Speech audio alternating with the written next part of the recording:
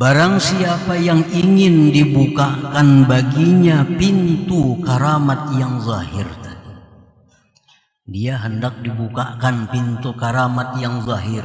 Dia hendak diberi Allah, dia hendak minta kepada Allah karamat yang zahir.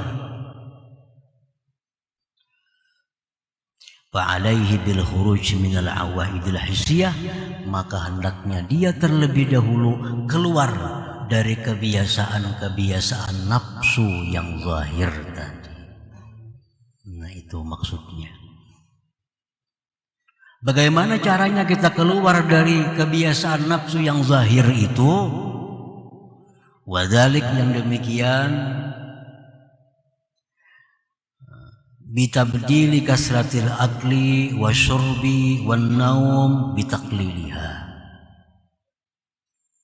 menggantikan banyak makan, banyak tidur, banyak minum, diganti dengan disedikiti.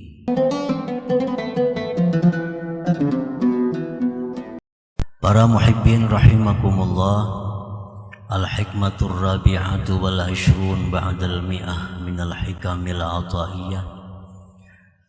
Hikmah yang ke-124 dari Al-Hikam. Qala al-Imam Ahmad ibnu Athaillah Sakandari rahimahullah wa nafa'ana bi ulumihi wa asrarihi. Berkata pengarang Imam Ahmad bin Athaillah As-Sakandari,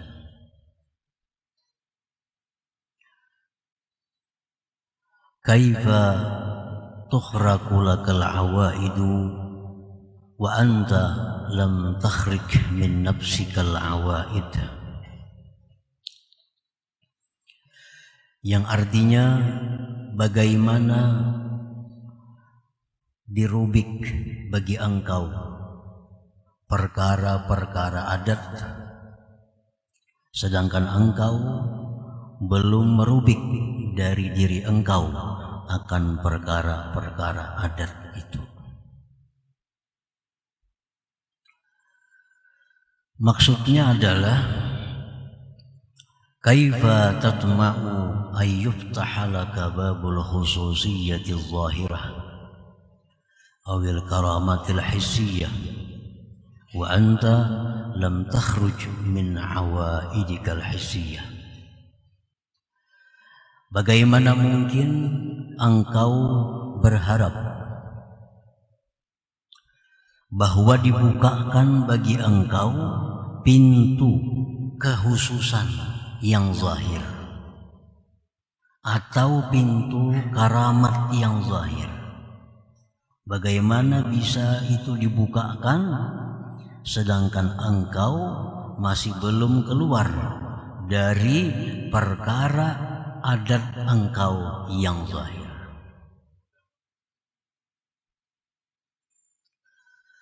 Wa kaifa tatma'u ayyuftaha laka babul khususiyyatil batinah awil karamatil ma'nawiyah wa anta lam takhruj min awaidikal ma'nawiyah. Dan bagaimana mungkin engkau berharap dibukakan bagi engkau pintu khususiyah yang batin atau karamat yang batin, sedangkan engkau belum keluar daripada perkara-perkara adat engkau yang batin. Nah, para muhibbin rahimakumullah, jadi di sini ada 4 perkara yang kita baca tadi. 1, perkara adat kebiasaan nafsu yang zahir. Yang kedua, perkara kebiasaan nafsu yang batin. Yang ketiga, perkara khususiat karamat yang zahir. Yang keempat, perkara atau khususiat atau karamat yang batin. Nah, 4 hal itu yang terkandung di dalam hikmah yang ke-124 ini.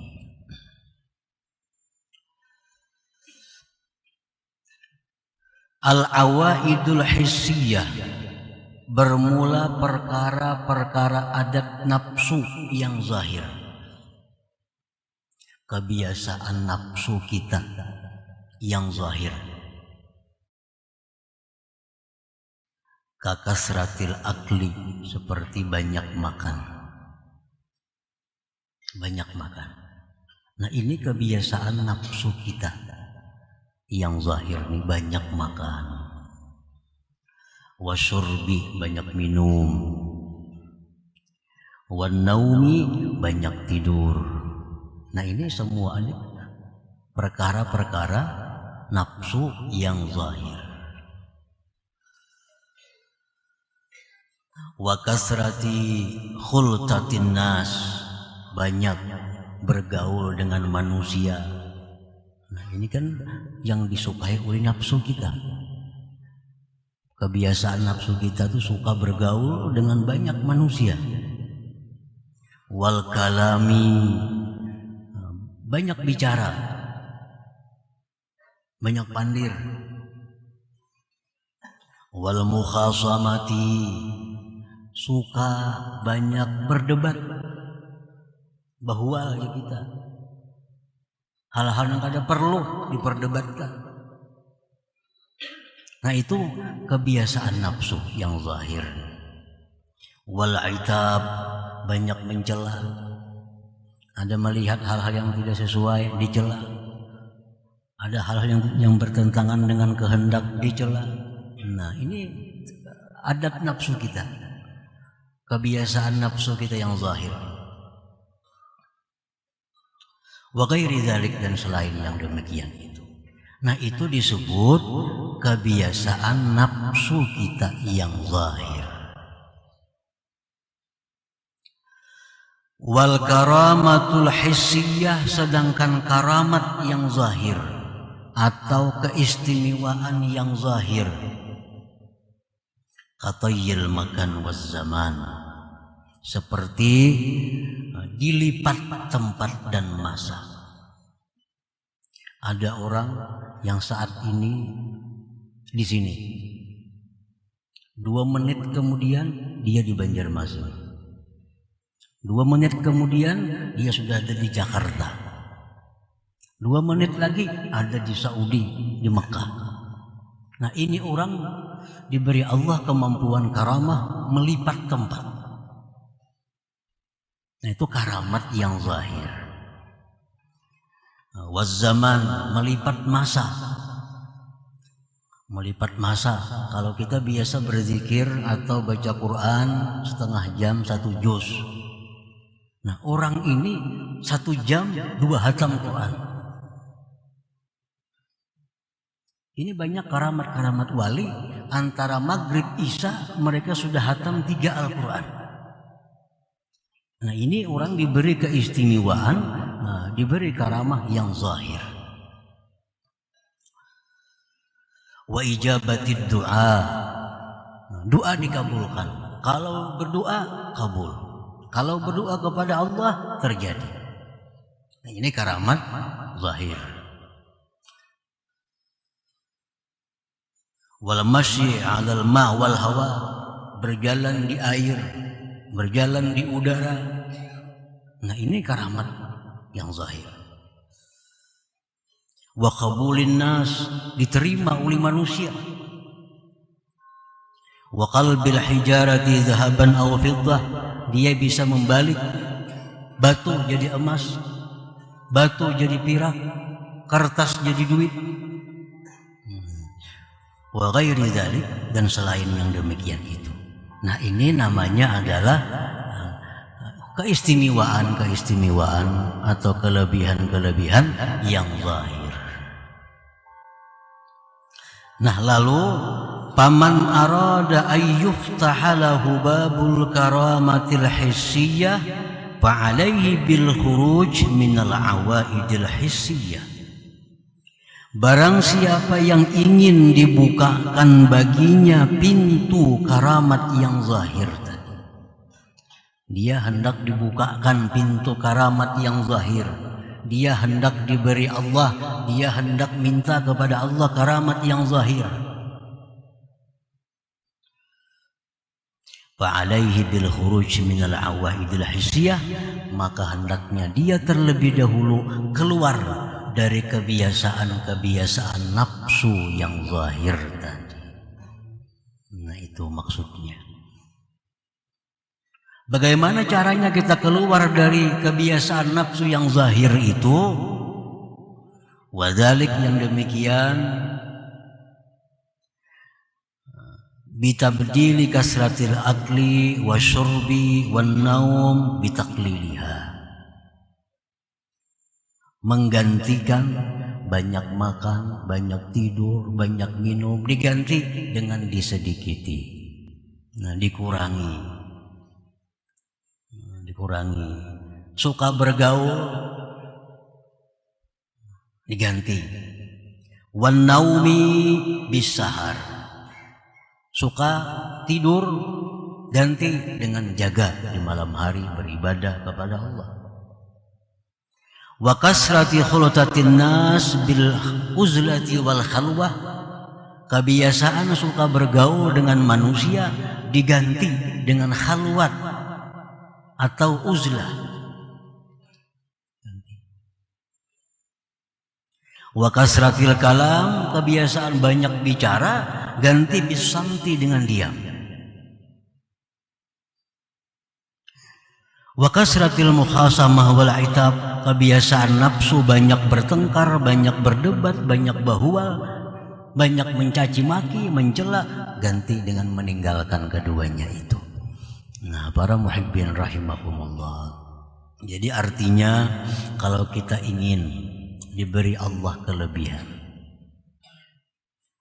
umpamanya ingin diberi Allah, kita ingin diberi Allah doa yang mustajab. Nah, kalau kita hendak doa kita dikabulkan oleh Allah, nah keluarlah kita dulu dari kebiasaan-kebiasaan nafsu kita yang zahir. Kurangi makan, kurangi minum, kurangi tidur, kurangi bergaul. Nah, dengan demikian kita keluar dari kebiasaan-kebiasaan nafsu yang zahir itu, kita ada harapan diberi Allah keistimewaan yang zahir pula. Keistimewaan zahir seperti kabulnya doa. Siapa tahu kertas bisa jadi duit, gini di baliknya. Batu jadi emas, batu jadi perak, itu keistimewaan yang zahir. Nah, ini diberikan Allah kepada orang yang mampu mengeluarkan dirinya dari kebiasaan nafsu yang zahir tadi. Nah, para muhibbin rahimakumullah, wal awaidul ma'nawiyah, bermula kebiasaan nafsu yang batin. Kebiasaan nafsu yang batin, kahubbil jah war riasah wal khususiyah. Ini kebiasaan nafsu yang batin, suka kedudukan, kepangkatan, kehususan. Dia ingin agar selalu diistimewakan. Dia ingin agar selalu dikhususkan. Dalam macam-macam hal, dalam berbagai perkara, dia selalu ingin dikhususkan, ingin ditinggikan. Nah, ini perkara nafsu yang batin. Itu dalam hati. Ada orang kayak itu? Mungkin ada. Mungkin ada orang yang selalu ingin dimuliakan, orang yang hatinya ingin selalu dihormati, yang ingin pokoknya diususkan pada orang. Ini orang aruh tuh, ini misalnya orang sepiringnya hendak 2 piring maka harus dikhususkan, maka pada mau sama orang. Nah, ini urusan perkara nafsu yang batin, keinginan untuk dikhususkan. Wa hubbid dunya wal madhi wasyuhrah, perkara nafsu yang batin lagi, mencintai dunia, mencintai pujian, mencintai popularitas, kemasyhuran. Dia senang dipuji, dia selalu mencari pujian. Dia ingin mencari kemasyhuran agar dikenal bahwa dia orang yang alim, agar dikenal dia orang yang pemurah, agar dikenal dia orang yang kuat, agar dikenal dia orang yang cerdik pandai. Nah, itu perkara nafsu yang batin, keinginan untuk demikian. Wakal hasadi, dengki. Nah, ini nafsu, kebiasaan nafsu yang batin, dengki. Wal kibri, kesombongan. Wal ujbi, ujub. War riya, riya. Wat tama' bil khalqi, tamak pada makhluk. Wahamir rizki, risau dengan rizki. Berajaki juga isuk, risau dengan rizki.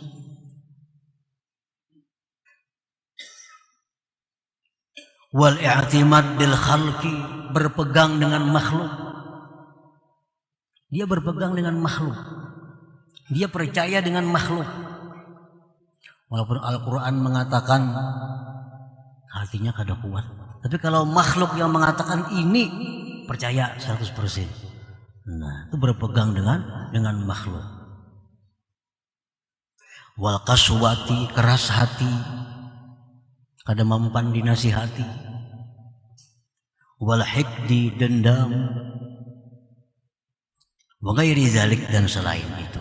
Nah, ini kebiasaan adat nafsu yang batin.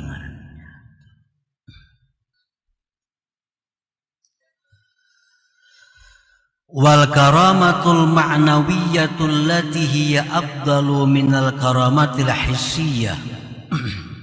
Bermula karamat yang batin, karamat ma'nawiyah, yang itu merupakan sesuatu yang lebih afdal daripada karamat hissiyah.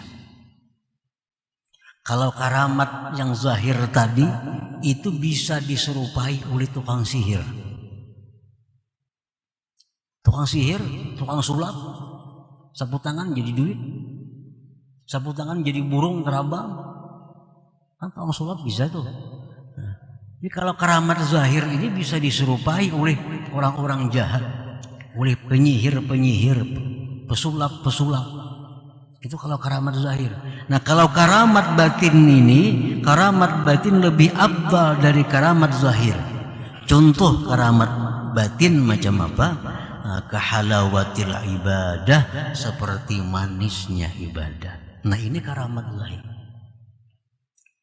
Kalau kita itu baca Quran, nyaman hati, manis rasanya.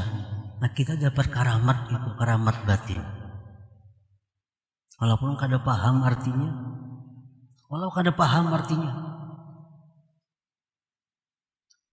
bahasa Arab kada paham. Yang begitu baca Quran, ada ketentraman dalam hatinya, ada kesejukan dalam hatinya. Ini halawatul ibadah. Ini karamah dari Allah, karamah batiniyah yang lebih afdal daripada bisa membalik kertas jadi duit tadi.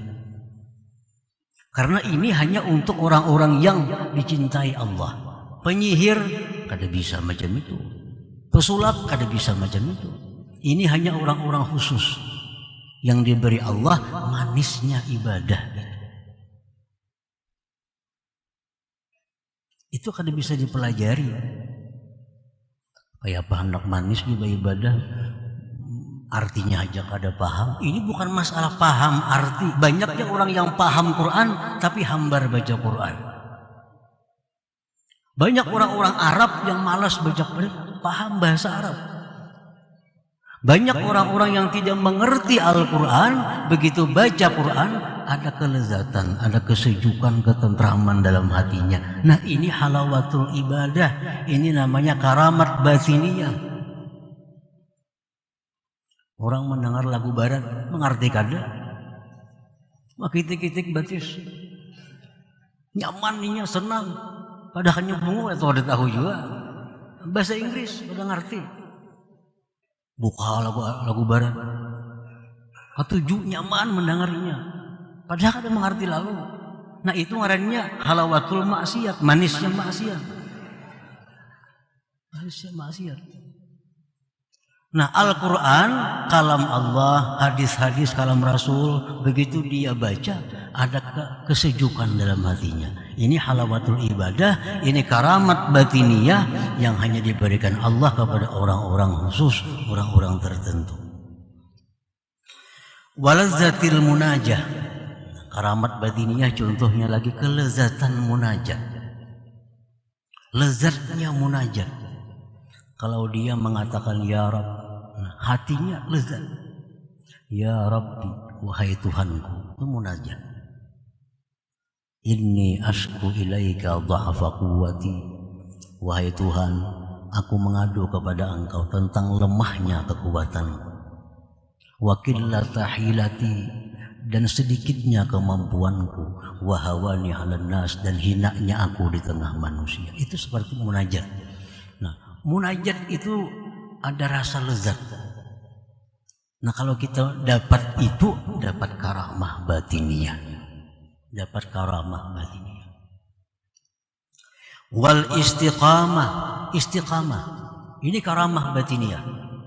Istiqamah ini orang yang terus menerus dalam jalan Allah dalam kondisi situasi bagaimanapun. Waktu dia kaya, dia takwa kepada Allah. Dia miskin, dia takwa kepada Allah. Dia sihat, dia takwa kepada Allah. Dia sakit, dia takwa kepada Allah. Keadaan apapun tidak merubah ketakwaannya kepada Allah. Nah, ini istiqamah. Kalau kita ada demikian, kita dapat karamah batiniyah dari Allah. Kita ini kadang-kadang istiqamah itu yang berat. Dalam keadaan sakit, dalam keadaan miskin, kita kuat ibadah kita. Zikir kuat, doa kuat, amalan banyak. Berandak buku di damparna bertumpang-tumpang. Lagi miskin. Nah, sudah kaya, sudah makmur, kada ingat lagi di buku amalan itu, mana andaknya. Nah, ini contoh orang yang tidak ada istiqamah. Kalau istiqamah selalu, keadaan apapun. Nah, bila kita macam itu, kita dapat karamah batiniyah. Wal musyahadah, lebih lagi musyahadah. Kita melihat sesuatu, yang kita lihat itu ada penciptanya. Kita mendengar sesuatu, yang kita dengar penciptanya. Ini sudah musyahadah. Apapun yang dia lihat, dia selalu menyaksikan Allah Subhanahu wa ta'ala dengan mata hatinya. Ini karamah luar biasa, karamah batiniyah. Wa ghairi dzalik, dan selain demikian banyak macam-macam karamah batiniyah. Paman arada ay yuftaha lahu babul karamatil ma'nawiyah fa alaihi bil khuruj minal awaidil ma'nawiyah. Barang siapa yang ingin dibukakan baginya pintu karamat maknawiyah tadi, siapa ingin manis beribadah, siapa ingin lezat munajatnya, siapa ingin istiqamah, siapa ingin dapat musyahadah, maka dia mesti terlebih dahulu keluar dari kebiasaan-kebiasaan nafsu yang maknawiyah tadi. Keluar dari kebiasaan nafsu yang maknawiyah. Wadzalik bitabdil hubbil jah war riyasa wal khususiyah. Yang demikian itu keluar dari kebiasaan nafsu maknawiyah, contohnya mengganti yang selama ini suka dihormati, suka diistimewakan, yang selama ini suka kedudukan, diganti bisukutil manzilah indan nas, dengan jatuhnya kedudukan di tengah-tengah manusia. Para muhibbin rahimakumullah, seorang laki-laki jamaah Abu Yazid Al-Bastami 30 tahun menuntut ilmu dengan Abu Yazid Al-Bastami. 30 tahun tidak merasakan manisnya ibadah. 30 tahun tidak merasakan manisnya ibadah, lezatnya munajat. Laki-laki ini bertanya kepada gurunya, bagaimana guru? Ulun ini sudah 30 tahun tapi belum merasakan apa-apa yang orang rasakan daripada manisnya ibadah. Ini Abu Yazid, seorang guru murabbi yang tahu persis keadaan muridnya. Ujar Abu Yazid, kalau engkau hendak dapat manisnya ibadah, dapat karamat batiniyah, mulai esok gundul kepala engkau, cukur habis janggut sisingut engkau, ke pasar jangan berbaju, mana bagundul sudah kada berbaju pulang, pasar. Sampai di pasar nukar karung, buati buah-buahan dalam karung. Pulak ke kampung, kiau kakanakan, umum makan, kakanakan, siapa yang menampar aku sekali, kuberi sebiji buah. Siapa yang menampar aku sekali, kuberi sebiji buah. Ini murid memang hendak baik, memang hendak dapat karamah batinnya, isuk dia laksanakan. Sehari biris, malamnya sudah dapat halawah ibadah. Malamnya dapat halawah ibadah. Ini guru tahu ini murid suka dimuliakan, suka cari nama, suka hendak diagungkan orang. Nah, obatnya harus jatuhkan martabat di sisi manusia. Ini kada semua orang macam itu. Ini kebetulan ini orang itu penyakitnya, lalu macam itu obatnya. Kalau orang-orang yang sudah pekerjaannya tukang sampah, pekerjaannya tukang buang irat, ada perlu disuruh itu sudah gawiannya hari-hari, ada perlu. Nah, para muhibbin rahimakumullah, nah, ganti suka tadi, ganti dengan jatuhnya kedudukan di sisi manusia. Wa hubbid dunya wal madhi wasyuhra bizuhdi wal khumul. Yang selama ini dalam hati ada suka keduniaan, suka puji-pujian, suka kemasyhuran, ganti dengan zuhud dan ketersembunyian. Sembunyikan tanda-tanda ibadah yang ada dalam diri, sembunyikan titel dan gelar yang ada pada diri, sembunyikan. Wal kibri bit tawadhu, kesombongan ganti dengan tawadhu. Wariya bil ikhlas, riya ganti dengan ikhlas. Wal hikdi bil afwi, dendam ganti dengan maaf. Nah, kalau ingin mendapatkan karamah batiniyah tadi. Nah, para muhibbin rahimakumullah. Jadi dengan demikian kita tahu kenapa selama ini kita baca Quran hambar. Kenapa kita berzikir hambar. Kada ada lezatnya. Nah, kita belum diberi Allah kekhususan yang batin itu. Kenapa Allah kadang memberi kekhususan yang batin kepada kita? Karena kita kadang mau keluar dari kebiasaan nafsu yang batin tadi, kesombongan, keangkuhan, kemasyhuran dan sebagainya. Kalau hendak, maka kita mesti keluar daripada yang demikian itu. Nah, para muhibbin rahimakumullah. Nah, selanjutnya hikmah yang ke-125 dari Al-Hikam, berkata Imam Ahmad bin Athaillah As-Sakandari rahimahullah wa nafa'ana bi ulumihi wa asrarih. Masya'nu wujudu talab, inna masya'nu an turzaka husnal adab. Yang artinya bukanlah suatu keadaan adanya tuntutan, hanya saja suatu keadaan itu bahwa engkau diberi adab yang baik. Itulah terjemahnya hikmah yang ke-125. Para muhibbin rahimakumullah, maksudnya adalah laisa sya'nul ahabbu wal afdal an tatluba umura dunyaka minallah subhanahu wa ta'ala, bal sya'nul ahabbu wal afdal an tuhsinal adaba bi maulak subhanahu wa ta'ala, wa dhalika tarku talab minhu iktifaan bi ilmihi ta'ala wa ishtighalan bi dzikrihi ta'ala. Bukanlah sesuatu keadaan yang lebih dicintai, keadaan yang lebih utama, bahwa engkau meminta urusan dunia engkau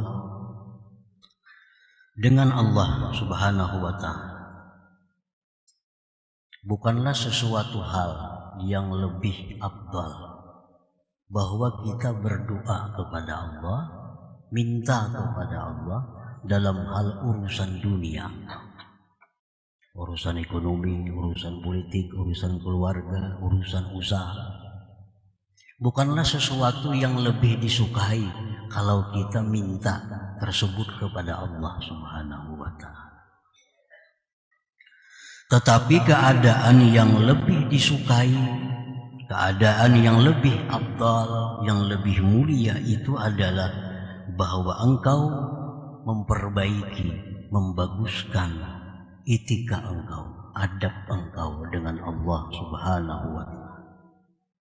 Bagaimana beretika, beradab yang bagus dengan Allah Subhanahu wa Ta'ala itu ialah dengan meninggalkan meminta kepada Allah, dengan meninggalkan berdoa kepada Allah, meninggalkan menuntut kepada Allah, karena merasa cukup dengan tahunya Allah Subhanahu wa Ta'ala dan menyibukkan diri dengan berzikir kepada Allah Subhanahu wa Ta'ala.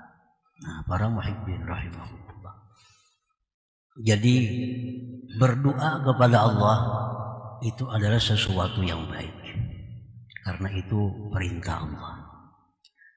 Tetapi ada lagi sesuatu yang lebih baik daripada berdoa, dan hasilnya lebih memuaskan daripada berdoa, yaitu meninggalkan berdoa kepada Allah karena merasa cukup Allah sudah tahu keadaan kita, lalu menyibukkan diri dengan berzikir, memuji, mengagungkan Allah Subhanahu wa Ta'ala. Nah, para muhibbin rahimakumullah, ini untuk perkara-perkara yang sifatnya duniawi. Kalau perkara yang sifatnya ukhrawi, itu kita selalu dituntut untuk berdoa kepada Allah. Perkara-perkara yang sifatnya akhirat dituntut untuk selalu mohon kepada Allah agar dimatikan dalam iman, agar ditambah kuat iman, agar dimatikan dalam husnul khatimah. Nah, itu urusan akhirat lain kisah. Tapi kalau urusan duniawi, yang lebih baik bagi kita adalah meninggalkan berdoa dan sudah merasa cukup. Allah tahu dengan apa yang kita kehendaki, apa yang kita maksud, lalu menyibukkan diri dengan berzikir, dengan mengagungkan, mensucikan Allah Subhanahu wa Ta'ala. Para muhibbin rahimakumullah, Rasulullah sallallahu alaihi wasallam bersabda, berfirman Allah Ta'ala, man syaghalahu dzikri an mas'alati a'taituhu afdala ma a'taitus sa'ilin. Rawahul Bukhari. Barang siapa yang menyibukkan dirinya berzikir kepadaku, lalu dia tidak sempat minta kepadaku, maka aku akan beri dia lebih afdal daripada memberi orang yang minta-minta kepadaku. Nah, para muhibbin rahimahullah, kalau kita sibuk selalu memuji Allah, berzikir kepada Allah, sehingga tidak sempat lagi minta kepada Allah, Allah akan beri kita lebih baik daripada yang ia beri orang yang minta kepada Allah Subhanahu wa Ta'ala. Rasulullah sallallahu alaihi wasallam bersabda, Allah Subhanahu wa Ta'ala berfirman, man syaghalahu al-Qur'an an mas'alati a'taituhu afdala ma utis sa'ilin. Rawahu Tirmidzi.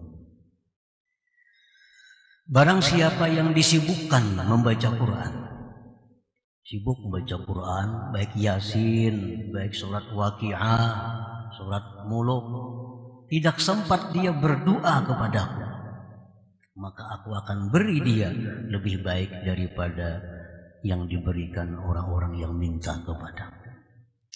Nah, para muhibbin rahimakumullah, ini dalil bahwa meninggalkan berdoa kepada Allah dalam hal urusan dunia, tetapi menyibukkan diri dengan zikrullah, itu lebih disukai oleh Allah, dan Allah akan memberi lebih daripada orang yang minta-minta kepada Allah Subhanahu wa ta'ala.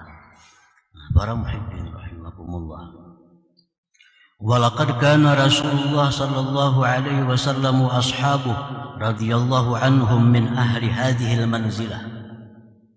Rasulullah sallallahu alaihi wasallam dan sahabat-sahabat beliau orang-orang yang berada dalam ini maqam, dalam ini kedudukan. Hina qila lahum innan nas qad jama'u lakum fakhshawhum fazadahum imana wa qalu hasbunallahu wa ni'mal wakil. Rasulullah sallallahu alaihi wasallam dan sahabat sedang berkumpul. Ada utusan datang.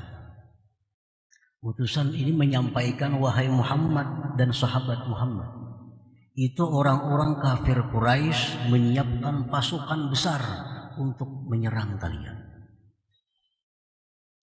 Ini pesan. Nah, pesan yang disampaikan ini justru menambah keimanan Nabi kita dan sahabat beliau kepada Allah Subhanahu wa ta'ala. Dan mereka berzikir dengan zikir hasbunallah wa ni'mal wakil. Hasbunallah wa ni'mal wakil. Hasbunallah wa ni'mal wakil. Begitu mereka berangkat menuju tempat yang dijanjikan untuk perang, sampai di tempat itu orang-orang kafir satu pun tidak ada yang muncul karena hatinya sudah dipenuhi ketakutan kepada pasukan Rasulullah sallallahu alaihi wasallam. Para muhibbin rahimakumullah, di situ Rasulullah dan sahabat tidak minta kepada Allah agar menang dalam perang. Rasulullah tidak minta kepada Allah agar orang kafir lari, kalah. Tetapi justru yang diucapkan Rasulullah dan sahabatnya sewaktu menerima pesan tadi, hasbunallah wa ni'mal wakil. Hasbunallah wa ni'mal wakil. Hasbunallah wa ni'mal wakil. Ini bukan doa, bukan permintaan, tapi justru merasakan bahwa Allah cukup sebagai wakil dan Allah sebaik-baik orang yang diserahi segala perkara. Nah, para muhibbin rahimakumullah, jadi kalau kita menghadapi masalah duniawi yang sulit, yang berat, alangkah indahnya kalau kita mencontoh Rasulullah sallallahu alaihi wasallam dengan memperbanyak hasbunallah wa ni'mal wakil, hasbunallah wa ni'mal wakil. Ini lebih baik dari doa dan hasilnya lebih memuaskan daripada doa. Para muhibbin rahimakumullah, wa min qablih Nabiullah Ibrahim alaihi salam hina ulqiya fin nar lam yazid an qala hasbiyallah wa ni'mal wakil. Sebelum Rasulullah sallallahu alaihi wasallam, Nabiullah Ibrahim alaihi salam, Nabi Ibrahim, ketika beliau ditangkap oleh Namrud dan dilontarkan ke dalam api yang besar, apa yang diucapkan Nabi Ibrahim?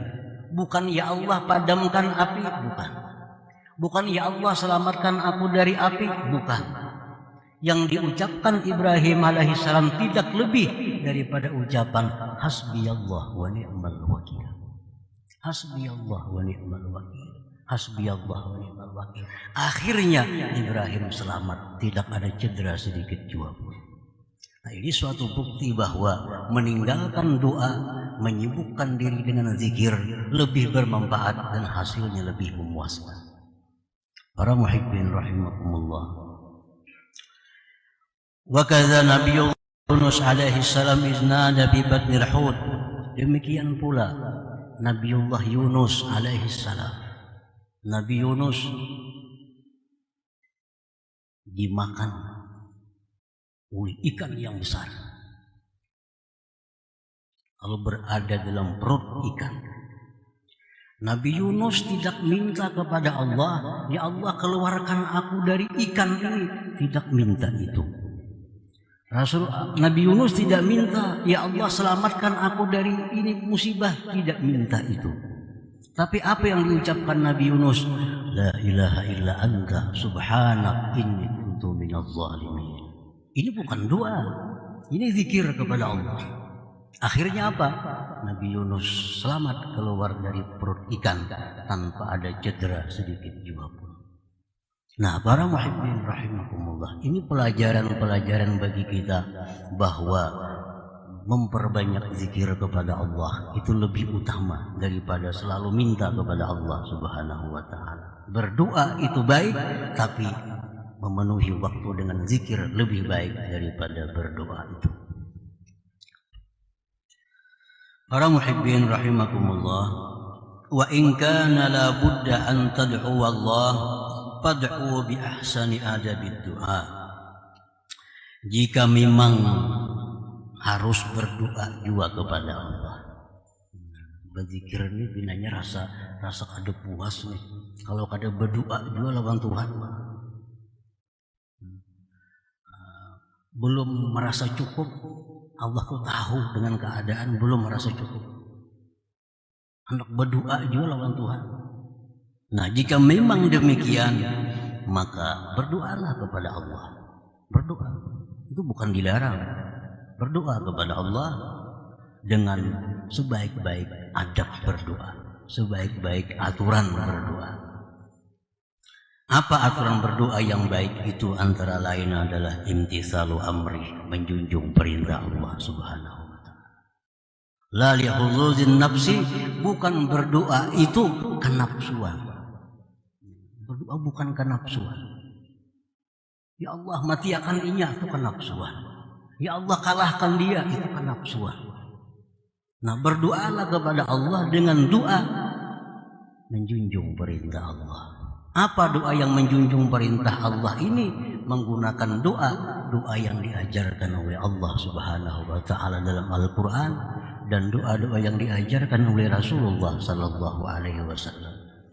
Nah, para muhibbin rahimakumullah, apabila kita berdoa dengan adab yang bagus, etika yang bagus, kabul doa kita, itu rahmat bagi kita. Tapi kalau kita berdoa kepada Allah kenapsuan, lalu terkabul doa kita, itu istidraj minallah, lanjuran dari Allah, yang akibatnya akan menyusahkan dan penyesalan di belakang hari. Nah, para muhibbin rahimakumullah, itulah keterangan daripada hikmah yang ke-125 ini, bahwa kita hendaknya memperbanyak zikir kepada Allah, memperbanyak zikir kepada Allah, baik itu baca Quran, baik itu tasbih, baik salawat kepada Nabi, baik tahlil dan lain-lainnya. Nah, itu lebih disukai Allah daripada kita memperbanyak doa kepada Allah Subhanahu wa taala. Nah, para muhibbin rahimakumullah, mudah-mudahan Allah Subhanahu wa taala memberikan kita petunjuk, hidayah, sehingga kita bisa selalu berada di jalan Allah Subhanahu wa taala sampai akhir hayat kita.